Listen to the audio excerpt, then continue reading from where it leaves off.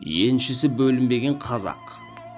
Ертеде Сарыарқада малды алғаш рет қолға үйреткен абыз қария өмір сүріпті. Оның 3 ұлы болыпты.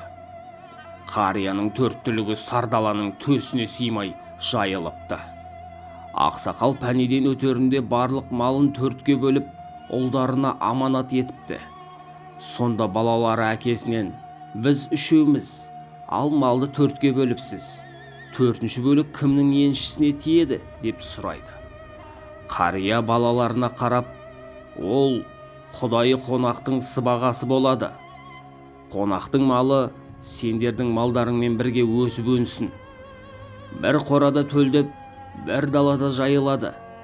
Құдайы қонақ келгенде ол өз үлесін жейтін болады.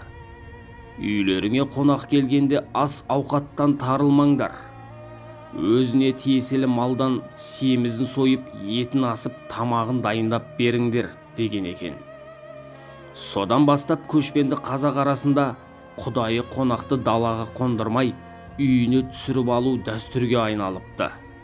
Үй иелері де қонаққа "Сіздің сыбағаңыз" деп қиналмай қой сойып беретін болыпты.